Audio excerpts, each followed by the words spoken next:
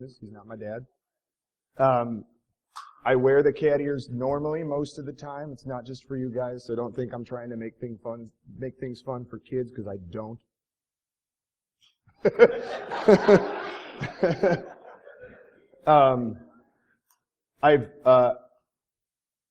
I've never spoken to this young of a crowd, which is really cool. So if I seem really nervous, that's why. Well, I'm bad at hiding it.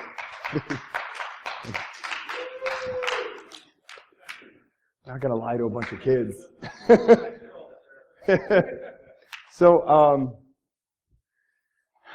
I put this talk together because I saw there was going to be a lot of kids here, and I'm really old. I'm like 36, and yeah.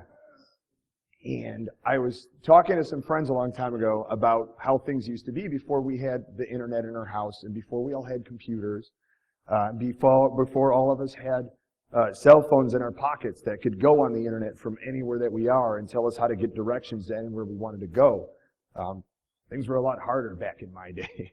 And so I put this together just to be a fun rant, just me talking about the way things used to be. It'll be somewhat educational for the kids, but not like the boring kind of educational, like the good kind of educational. Not like dad kind of educational. So it's meant to be funny. It's meant to be weird. It's okay to laugh. It's okay to clap. I really like when you guys respond to what I'm doing, so don't worry about making too much noise or anything. I'm a really noisy guy to begin with. So the technology I'm going to talk about is I went from like 1993 to about 1996. This 3-year period in which in this country we had this crazy explosion of technology. We went from the technology pretty much that our parents even used to the technology you kids use every day in a very short time period. It was a really great time to be alive. And I'm going to talk about a lot of things that were happening in between those two time periods of technology when I was about 13 years old, about 13, 14, 15 years old. I was just getting into junior high, high school, and this is the life we had to lead. We had to lead. And grown-ups, it's okay to laugh too. You're going to get a kick out of this. It's going to be really funny. And so it's really long, and all I'm going to do is I'm just going to keep talking until they tell me to stop, because I know I've got like 6 hours of material here. So just start giving me the old, this guy. When you see him start doing this, I need everyone to go, boo! And then we'll be friends. There's nowhere to put my water up here. All right, I'm going to put this here. And when I accidentally kick that over, it's totally okay to laugh. Okay, so who knows what this is?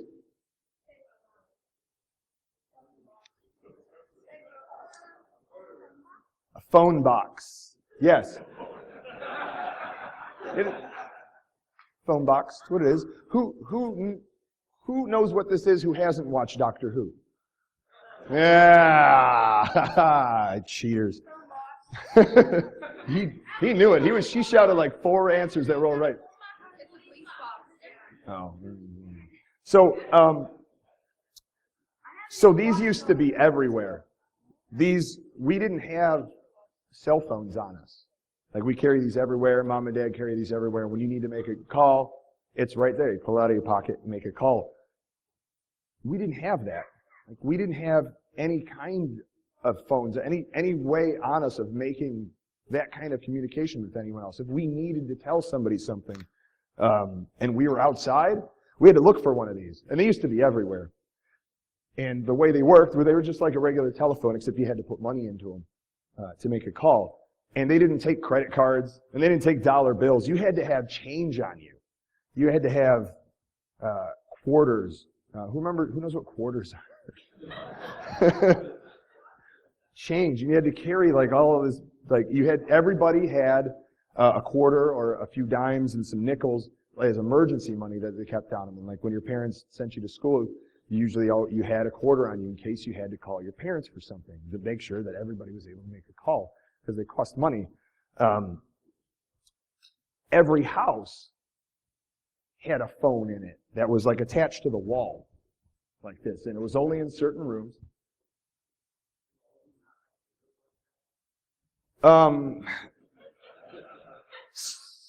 Where I grew up, most of them didn't, this phone booth is actually a very famous phone booth. It's in the middle of the Mojave Desert.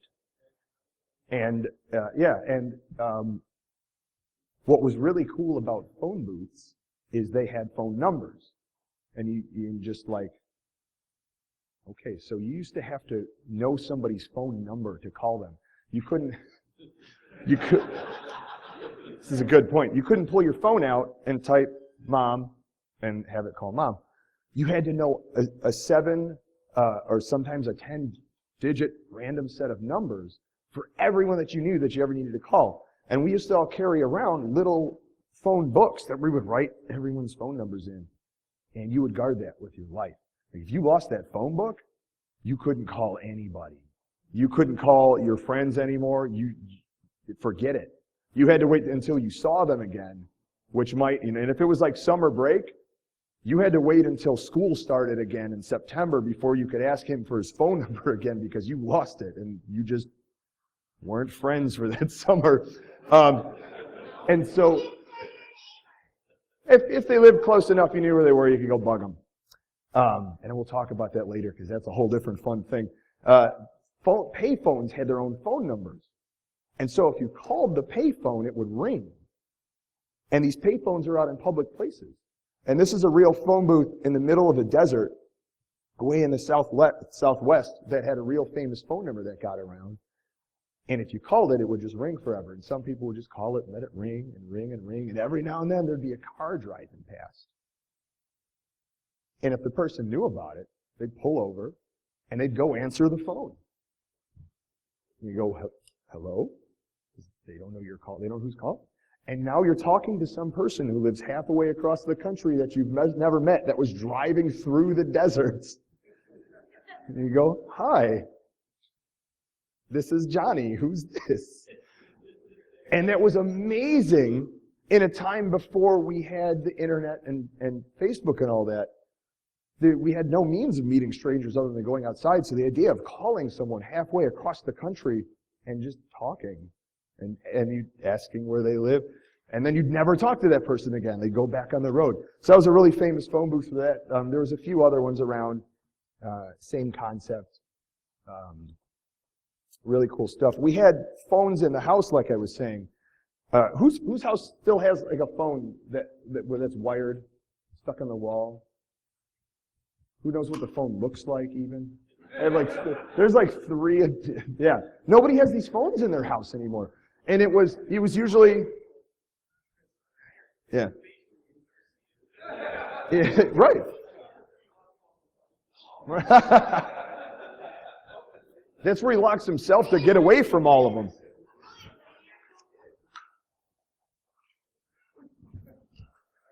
And I didn't know if I wanted to cover that. I had one, but that's not really like 1993 stuff. But we did have one. So if you needed to call somebody, you couldn't take the phone from the wall and then go have a secret conversation in your bedroom or something. You had a wire from the phone to the wall, and you had to just stand close to the wall and have this conversation, and people would come in and out of the kitchen or wherever you were. And if you're trying to have a private conversation, you had to talk in really coded language or not really say anything obvious because you couldn't, because people were coming in and out. Some people had a telephone in their bathroom, and that was considered like the height of luxury. Like if you had a bathroom phone, you were rich, which seems like the dumbest sentence. But did you ever remember back in the day and you go to like a real rich person's house and if you're rich, everyone had one rich friend and they had that phone in the bathroom. You're like, wow, man, they got a phone in the bathroom. You could just sit on the toilet and call your friends. Which didn't seem weird to us at the time. And now it's, somebody called you and they're like, hey, don't worry, I'm on the toilet. You call me back, it's okay.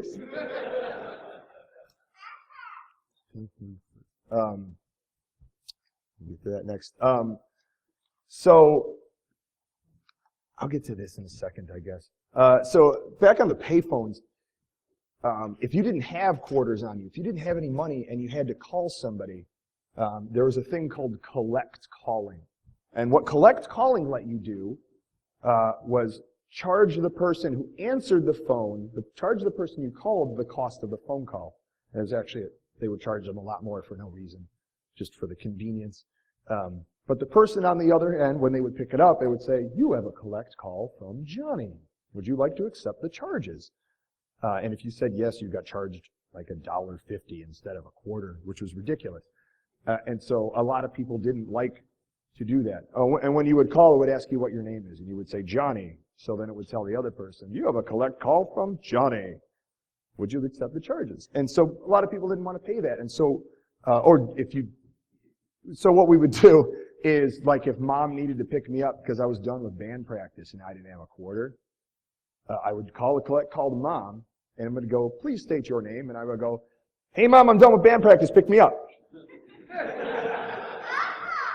And so what would happen is mom would get the phone on the other one and it would go, hello, you have a collect call from Mom, I'm done with band practice, come pick me up. Do you accept the charges? And mom would go, nope, and hang the phone up and go pick you up. And that's how we would get free phone calls through the old collect call system. So what does that tell you about making phone calls back in the day when it had to ask you your name so it could tell the other person who was calling? How else would they know who was calling? Good answer. They wouldn't. So if you called somebody else's phone, and this is before caller ID, which some of you may be familiar with, if you called somebody else's phone, they didn't know who was calling. It just rang, and you'd go, I wonder who that is. And you would answer and find out. Because there was no way of knowing who was calling, there was a big problem with we called prank phone calls or crank phone calls, where someone would call your house, and you go, hello, and they'd go, hi, I'm just checking to see if your refrigerator's running. And you'd check your refrigerator, and you go, yeah, refrigerator's running, and then they'd go, well, you better go catch it, and then they'd hang up. And that's a joke, because the refrigerator's running. That's the right amount of laugh. Yeah. And they would range from that silly of a joke to horribly in-depth, dangerous. People would call and say, hey, so-and-so's died, you have to get to the hospital, and you'd freak out and get to the hospital and everyone's fine. But it was running rampant like that because nobody knew who was calling. Who remembers what The Simpsons is? Yeah, only drugs. I know it's still running. That was the inherent humor in the question. Yeah, so they still do the Bart prank calling Moe's Tavern gag on The Simpsons, and I always wondered, like, do people know what's going on there? Don't people question, like, well, how does Moe not know who's calling? He's got the caller ID. It's right there. And then, how does Moe not know who's calling? It's the same kid who's been calling for 30 years. It's probably figured it out by now. We used to have, so if you weren't home and someone needed to get a hold of you, how would they do that? Generally they wouldn't. We had certain important people, eventually, like doctors, etc., people who needed to rush back to the hospital or what have you, had a thing called a pager. And the pager was a thing that it was about this size, and originally they were way bigger. You just clipped it to your belt and you just carried it around with you. And somebody would call it to page you. And it would just beep. It would just go beep, beep, beep, beep, beep, and it would just beep. And so you said, okay. And then that's all it did. And then what you had to do after your pager beeped is you had to go find a payphone. You had to drive all over or run to wherever and figure out where a payphone even was, because they weren't always in the same place. There wasn't one like on every street corner and you just go down, here's a payphone.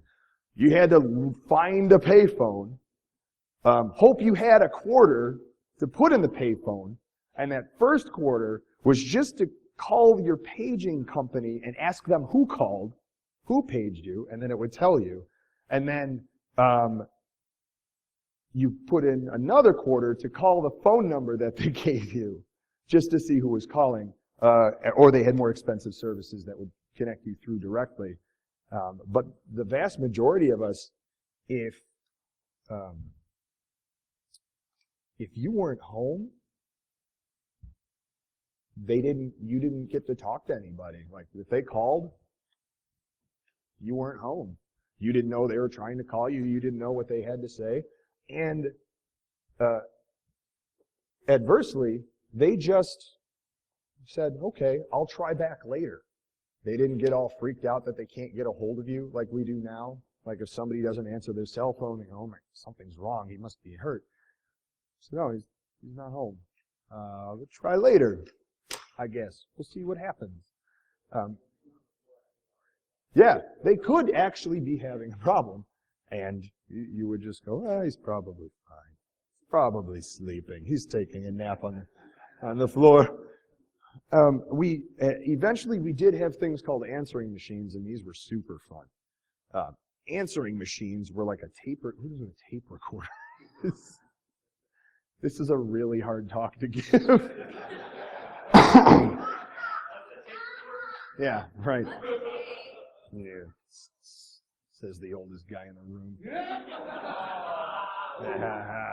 Anybody else want to heckle me? So, we had a machine that could record a phone call automatically that came into your house for about 30 seconds or so. So someone would call, it would ring a bunch of times. You guys know what voicemail is, right? Kind of, more or less. Yeah, okay. So it would call your house, and this machine that you plugged into the phone and you ran all kinds of wires into, and this big box you sat on the kitchen counter, would answer the phone, and it would play a message to whoever called, letting them know whose house it was. But you would record that message, and some people would like sing songs and do awful rap battles. And man, just your outgoing message on your answering machine was what defined you as a person. Like, that's who you were. Like, when you called that person's house, like, and whoever had the coolest message on their answering machine, Dave. My outgoing message, I was going to tell you what it used to be. Okay, my outgoing message used to be, and this is what people would hear when they would call my house. The answering machine would pick up, and then you would hear this ocean of metal, and I mean actually not like heavy metal music. I mean metal objects, and it sounds like somebody's pouring a massive bucket of metal objects on top of the phone for like ever, just as whoosh, just metal clinking and pouring. And after a few seconds, it kind of tinkers out, and it goes tink, tink, tink, tink, tink, tink, and then it kind of sounds like coins rolling on the floor. And then I go, this is the sound of all the money that I have. And then it beeps. And what it was is I had a big water bottle, like, you know, in the water coolers, like the big water bottle on top of them. I would put all my spare change in there, and I had it about half full of money. And I just poured it on my phone. And it was the sound of all the money that I had. And it would beep. And there was a terrible outgoing message, because two things would happen. One, people would constantly call my house to hear the message. And if you answered, they'd get mad at you. You go, oh, I wanted to hear the message. Oh, so, all right. And you hang up the phone. Sorry, man. And then you'd have to let the phone ring and then let the thing play. And then the other problem was when I would come home and check my answering machine to see who had called and left me messages, all it is just people laughing hysterically. Call after call after. I had no idea who called me because all they do is just laugh and hang up. Yeah, so I got started as a comedian. I'm like, I guess I'm really funny.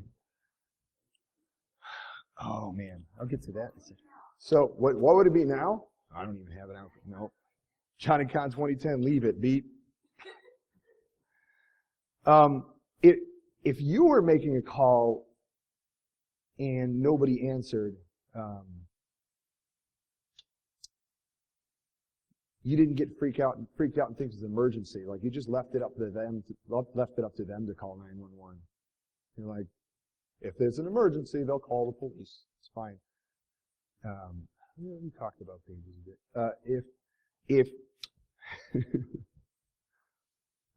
If you wanted to talk to your friend and say you didn't have their phone number or you weren't near a phone, and it was after school or in the summer, weather's nice, you're outside, you just walked to their house. And you would walk 2 miles. You would walk 2 miles to your friend's house just to see if they're home. Yeah, I don't want to throw a physics conundrum. I was about to. You would walk like 2 miles to your friend's house to see if he was home. And then it's not like your friend answered the door usually. Usually one of their parents would answer the door. And so then you had to ask if so-and-so was home. And they'd want to get into a conversation with you. But, oh, how are you? How have you been? And you don't want to talk to some grown-up about how you're doing. You're just looking to see if Pete's home. And it was, sometimes you'd go to their house and they were grounded.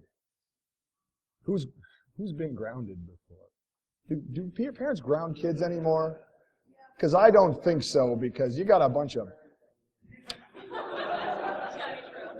Yeah. So sometimes you'd go to their house and they're grounded and they can't come outside and play. They can't come to the door. And their parents would yell at you like you were part of it. You go, oh, hey, can Pete come outside and play? And they go, no, Pete's grounded because he didn't come home on time last night. And then you're on this person's porch and you're like, oh, okay, I'm sorry. And then you don't know what to do. That happened to me all the time. I had a lot of friends that were grounded all the time. I was grounded all the time. And yeah, and your mom would yell at you, and you're like, I don't know what to do. Sometimes you would, and this is going to sound really weird, and it is really weird, and it's creepy to do today, but back in the day, if you had like a girl or a boy that you liked, you would go hang out around like near their house to see if they would come home, and then you could catch them and talk to them, which is really weird these days. Right. Now it's called stalking, and like there's paperwork. It's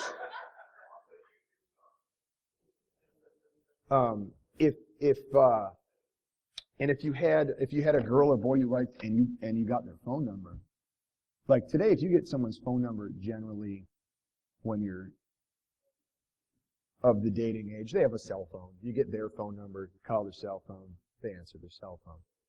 Or really, I'm sorry, no, nobody calls anymore. You text them, and then they text you back, like, and nobody uses words. It's all the emoticons. So you send like a heart, moon emoticon, and I actually don't know how it works. I'm just guessing now. You send a bunch of, yeah. So back in those days, we used to make phone calls. There was no texting. It was, you called and you had a conversation. You would punch in their number in your phone, and it would ring. Yeah, it wasn't, no, you wouldn't punch. It was more like, we called it punching. We did. You dial their number, and it would ring, and you would start sweating because you're hoping this person you like is going to answer the phone. And then if they were going to, you still didn't know what you were going to say. And usually, one of their parents answers the phone. So now you're calling this girl or this boy you like, and her dad answers the phone. And so here's this boy on the end of the phone going, can I talk to Erica, please? Who's this? Johnny? Johnny what? And this is how it went. Because her dad knew there's only one reason there's a boy calling this house. And he didn't want nothing to do with it. And usually if the dad answered, you just hung the phone up. Why? Because he didn't know who was calling. Try again later. Sometimes you try again right away. Try again, right? See if she answers. You do it 3 times. And the 3rd time the dad answered, you learned some new words.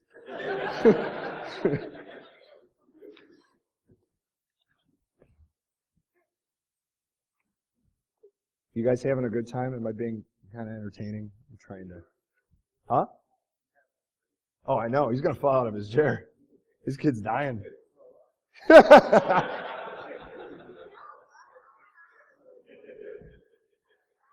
Yeah, and if you had friends who lived in another town or like cousins you like to hang out with or something, forget it. They may have as well have lived on a different planet. They were just a kid you knew one time. And it's just, I don't know, you'd see them at Christmas sometime. Holidays were really exciting because who has cousins that are like friends to them? Who likes hanging out with their cousins? Yeah. Who brought them here? Yeah. Cousins are really cool because they're always people who are our age, and so they like the same stuff that we like because we're from the same kind of family. So they're like friends to us. But usually, a lot of times your cousins live really far away. You don't see them that often. And so like family holidays like Christmas or Thanksgiving or something, or sometimes a birthday, were really cool because the really cool cousins that you liked would all come hang out and you'd all be together. And it would cause a ton of trouble for all of the grown-ups at this party.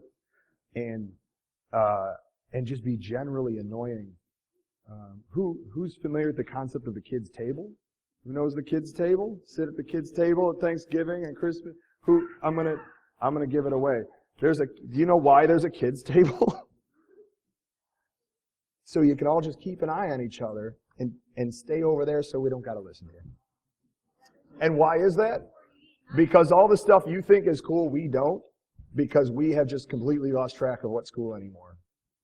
And we're like, I don't know what they're talking about. Just put them over there. I give up. I don't know. And so not only did we not have cell phones that we carried around with us, in general, we had a lack of access to the internet. Not just from our phones, but at that time, the majority of us didn't even have a computer in the house. Just no computer. Who knows how I type my reports for school? Not you. One of you. A typewriter. Who knows what a typewriter is? All right, that's cool. Okay.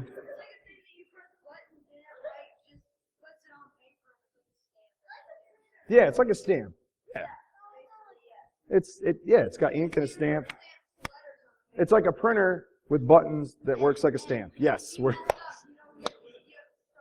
Yeah, and if you messed up, if you typed the wrong button, if you were early enough in the page, you would just throw the paper out. And you throw it out and start over. If you were way deep into it, who knows what whiteout is? That's interesting. Why do these kids know what whiteout is, Dave?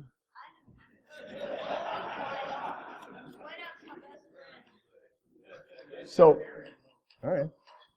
So whiteout was like little white. It was like white ink, and you'd have to paste it just over the one letter that you messed up. Because it wasn't the same color white as the paper, so that people would know if you actually use whiteout. So you have to do it real small, and then you'd have to line the typewriter back up so it would. Or you have to wait for it to dry. So you'd have to type it, and then you'd have to go. You blow on it, and then you poke it to see if it's dry, and then it's not, and now you got a big thumbprint on your paper.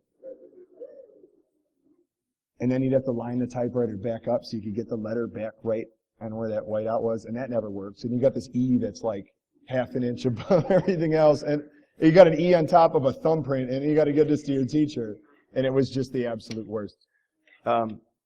So aside from that, we didn't have even just general internet access. We didn't have Facebook. We didn't have text messaging.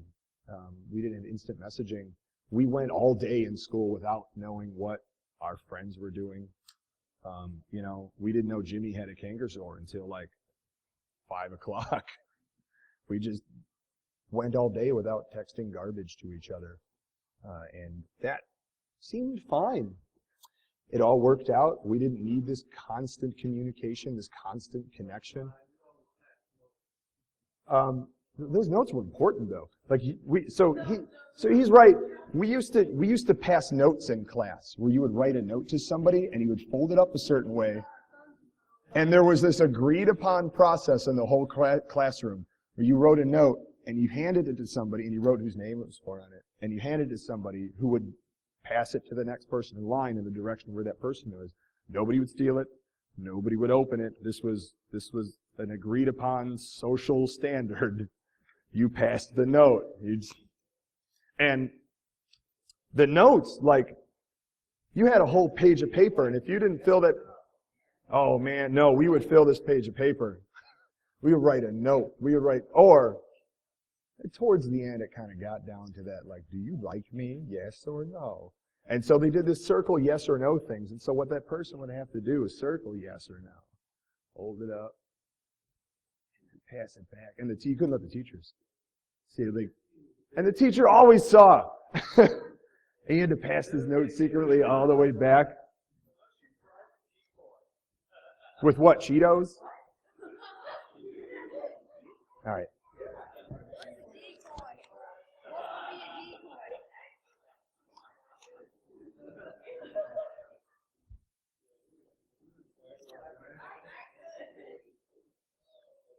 So when, also because we didn't have like calendars and stuff on our phones to keep track of all of our important appointments when we were 13,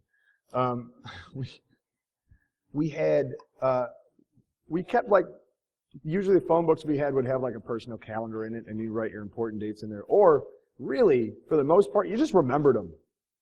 We just remembered when we had to go do things. Like, oh, I got to go to the doctor on Thursday. We just remembered things. It was amazing. I can't remember anything now. I got to put every single thing in my phone calendar. Before I had a phone calendar, gosh, never had a problem. Always worked out fine.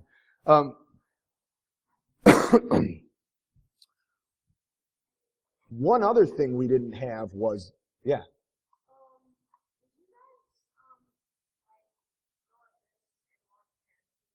Oh, we certainly did not.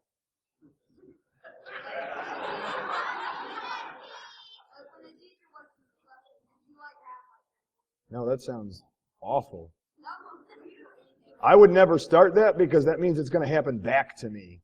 And I don't want pens flying at my face. You should probably change schools. Oh, man. I was trying not to tell kids how to make weapons in this talk. Yeah, it happened. We all had the Anarchist Cookbook. So, one other thing we didn't have with the lack of internet was Google Maps. And Google Maps provides two really good services. One is it tells you how to get from point A to point B really quick on your phone even. B, it tells you what traffic looks like and if there's construction somewhere. It tells you if it's going to take longer because there's a lot of people on the road. And we didn't have that. So whenever we had to leave for somewhere that was more than 15 or 20 minutes away, you just left forever early. You left like 45 minutes early in case there was traffic, and if there wasn't, you just got there early. And then you just waited. You didn't have Game Boy. You didn't have nothing. You had Highlights magazines. If you're going to the doctor, you just had old Highlights magazines where everybody solved all the puzzles already. and the dumb baby toys in the waiting room, and it was just the worst because I was like 23.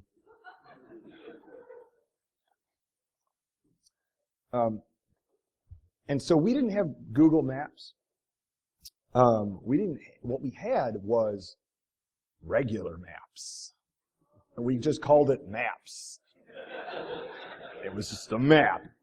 And a map was a thing that it was like the size of this. It was like this big. And you bought it from a gas station. And when you bought it from the gas station, it was like this big. And then what you would do is you'd unfold it in the car while you're driving, and while fighting with whoever you're in the car with, and they'd open it up, and you get this big thing like that. And then that was fine, and you'd have to look on it, and there's this just massive map of like roads that just go everywhere. And you have to figure out where you are first, because it doesn't tell you, it's a piece of paper. You have to look at this thing, and you're like, where are we? And so you'd have to look at like the streets you're passing, and then find that street name on this massive map, and it's like this big. It's like a word search. It's like the world's dumbest word search. You have to find this little Chestnut Boulevard on a map that's like this big, covered in road names. And then once you found it, and you'd have to go, okay, we need to go straight this way and turn right here. And you'd have to remember all this because nobody ever wrote it down. And for no reason. And then you'd have to get the map back into the glove compartment. And then to do that, what you did is you started to fold it a little, and then you just fold it up. And then you never touched it ever again. You went and bought a new one. That's how terrible they were. And you didn't have maps that showed you the entire country. So if you were going on like a road trip, if you're going many, many states away, you could either, and I'll walk you through like the three phases that it was like when I was a kid. One, you could either buy a map for each area you were in. As your map ended, you'd stop at a gas station and get the new one. And then you have this big stack of maps in your glove box. Or right about 95, 96, we had a thing called MapQuest. And it's still around. I think it's still around. And yeah, and so MapQuest was like Google Maps. It's a similar thing. It was the best at the time. It was the greatest thing ever. And you tell it where you're at and where you're going, and it will plot a course. And so you have this on your screen, this whole course and directions and maps so how did you get that into your car when we didn't have a laptop and we didn't have a phone? How did you get what was this on the screen into your car? We would print it. And so all it would print out is just a big list of directions. Just a bunch of directions, and then on the side it had these tiny little maps that were like this big. And that was the maps you had to use. And every like few directions it gave you a little map and it'd show you like 2 streets every time there's a turn. What? No.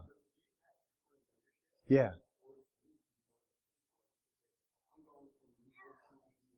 Yeah.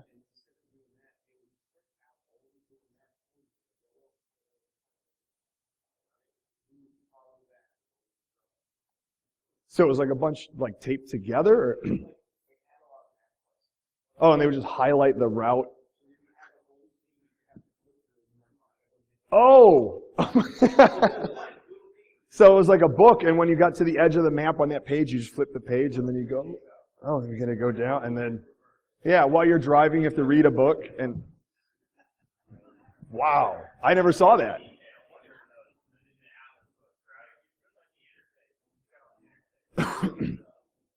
Oh yeah, and especially when you're on the side streets, if your map is 2 years old, it was wrong. Forget it. And you'd get lost inevitably, and then what you'd have to do is look for a gas station and ask the person in there, how do I get to whatever the street I'm trying to be at? And they didn't know. A lot of times they'd give you fake directions. They would inevitably tell you, you can't get there from here. You got to go back that way about an hour, turn right on this turnpike. And oftentimes they were lying.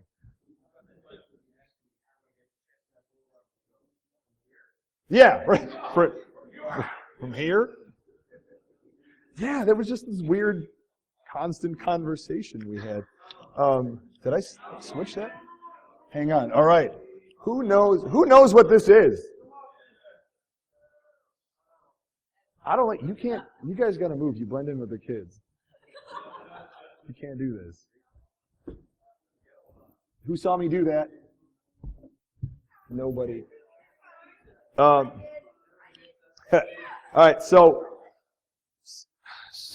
how do you guys get your music now? Hang on, you. On your phone, you just download it? Your iPhone, YouTube. All right, that's what I thought. I'm honestly asking. I don't know how kids get music these days. Sure. So back in the day, like I said, we didn't have phones. We couldn't download this stuff. We used to get our songs on these things called CDs. You probably know what CDs are, at least. You know what these are? Yeah, right. That's how mommies and daddies listen to music.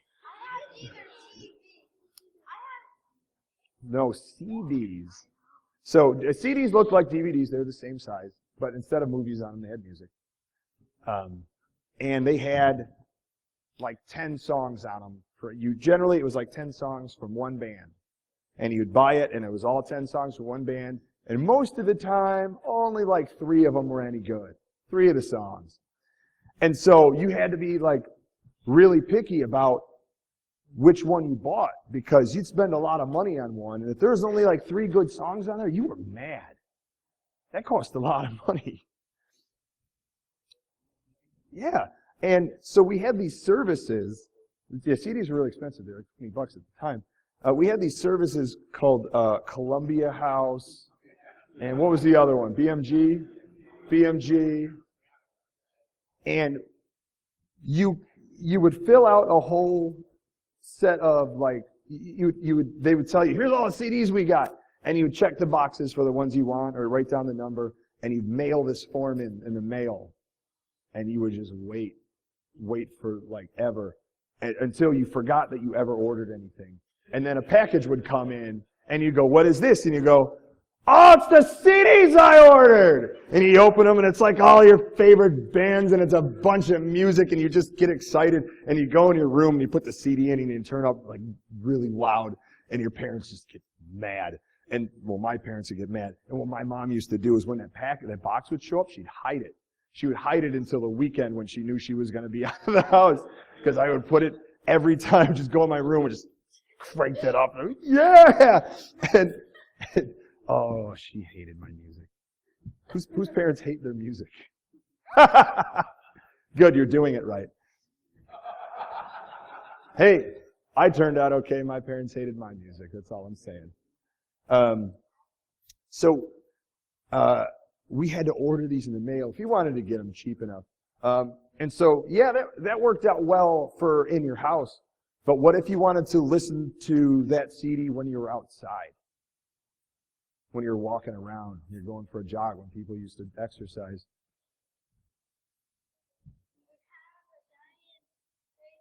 The giant gray thing that was on the slide you already saw? This kid's smart. Look at that, psychic. You should be up here talking. I feel like someone's recently had a death in the family. It was you. All right. So we had these things, and this is a CD player, and it was about the size of a CD, which meant that it doesn't fit. It was too big to fit in your pocket. It didn't fit. So you had to walk around with this CD player, and you just hold it in your hand. You had your big headphones on, and so if you wanted to listen to music, this was you. You had to just walking around the street with your arm getting tired, and just I'm getting to it. So these worked by having a disc that spins in a circle, and there's a little laser that reads information off the disc, and the disc had to be perfectly perpendicular to the laser. So if you moved at all while holding that thing, the disc would wobble, and it doesn't read it. It skips. It can't read it, and your music stops for like 3 whole seconds. You just get silence. And then it comes back really loud because that's how you were listening to it. And it's just the worst. And so you had to walk around and just be really careful. You couldn't jog with them at all. Eventually, they came up with ones that had a technology they called skip protection. And I won't get into how it worked because it's boring. But it's... Oh, you're right. Somebody made a holder for the CD thing with a bunch of springs in it, and you would put the CD in there, and it would stay flat as you bounced around. But then you had this big thing you carried around that was bigger than that. Forget putting it in your pocket. And so somebody made electronic skip protection, ESP, so we're back to the psychic thing again. And it killed your batteries instantly. So you could listen to maybe 4 songs on this thing, and then your batteries are dead. And then you just have this big thing. You still have to carry around with you because it doesn't fit in your pocket, but now it also doesn't do anything because the batteries are dead. So now you're just this idiot walking around with this. There we go. Dave's got it. Everybody say boo to the guy telling me my time's almost up.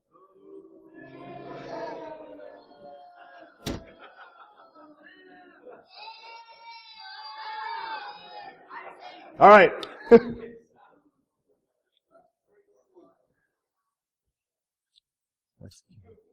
All right. So who's big into gaming? I'll do a real quick bet on this. Who's a gamer? Gamers, like video games? Oh. So, oh, there you go, guys.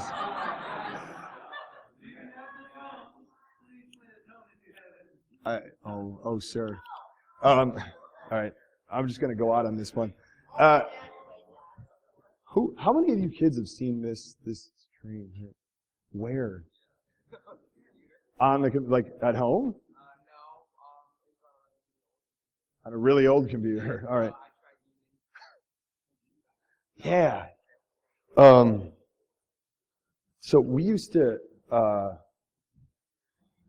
when the internet first came out, how do you even explain this?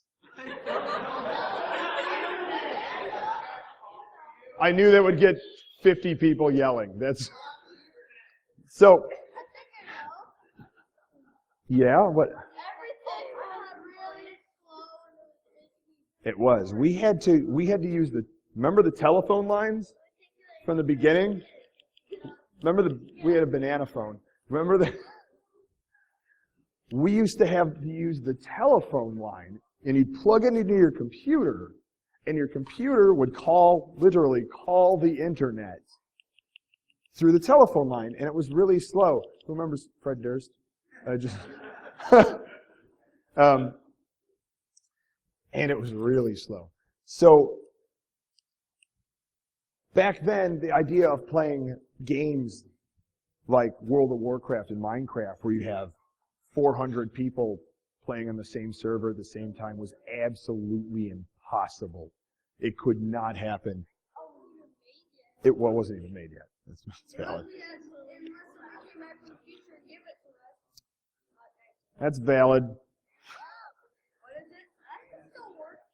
What's in here? So that's absolutely true.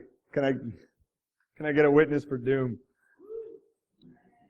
So we had one of the things we had that could play multiplayer, and I'm talking 4 players, was this game called Doom. And it was just a run around and shoot people kind of game. And this game was so good. This game was so good that when you played online with 4 players, it didn't work. It was too slow. It wouldn't respond fast enough. You get killed half the time because just connecting to the internet was a slow process, and it didn't work. And it was so good that we still played the heck out of it every day, all the time, and just dealt with how slow and buggy it was from that.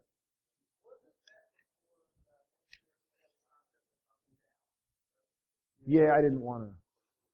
get into that. But yeah, yes, you're absolutely right. Where it would send all of the data in the full stream. Oh, maybe. I can't remember, but all right. Yeah, so you couldn't even actually, you would, oh yeah, because you wouldn't play it with a mouse. You didn't play this game with like mouse and keyboard. There was no mouse. Well, you could, yeah. You could if you wanted to, but most of us didn't. Because there was no up and down. It was just, you faced the monster you wanted to shoot, you pushed the shoot key and shot. There was no headshot. There's not, oh, you got to shoot him in the legs. No, nope, you just. Oh, so it moved it for you? It was. It didn't care in the first place. Yeah. And one last thing, and then I think this is a good intro into today. Grown-ups, who knows what this is? Right? Weird thing, right? None of us had this. But this is a really cool thing. Who remembers Blockbuster? Blockbuster Video, right? Very few kids. I believe it is now extinct. Blockbuster rented this. X-Band got a really good deal with Blockbuster to put this in all their stores. And what this was the first online gaming lobby system. You know, like the lobby when you first get onto Xbox and everybody's hanging out before you're actually playing the game and calling each other bad names. Yes, exactly like that. Yeah, you guys know words I don't know. So the way this worked is you had, well, who knows what this is? This thing, just in general, what's the word for that? It's game cartridge. Okay, cool. So that's a cartridge. And so when you wanted to play a video game, I guess now you put discs in, but it was like that. That was like your disc. And so this would go into your video game system, and then you'd plug the game into the top of it, and you would plug your telephone cord into here. And when you turn your system on, it asks you for a phone number to call to get into the internet. And long story short, you give it that. And it would dial into an X-band server. And it would say, you can give it a little screen name or whatever, and it would say what game you're playing. Whatever game you wanted to play with other people, like everyone had to have that game. And they had to plug it in. So it's like, yeah, and you had to have it plugged in. And say most games on the Super Nintendo were 2-player. And 2-player local, like you both had in the same place. This was the first one that allowed you to play console video games, multiplayer, over the internet. So player 2, if he also had X-Band, was connected to the internet. And still was just one guy with a Super Nintendo. And he could play that way. And this never took off. But I thought it was really significant because this really was the first console online gaming system. It had a lobby system. Before you play the game, it could show you everyone else who's also playing that game, and you could find someone to play with and talk to them and get online. And from there, we've got what we have now. So that's all the time I got for you guys. I hope it was fun and weird. Did you guys like it? Is that cool?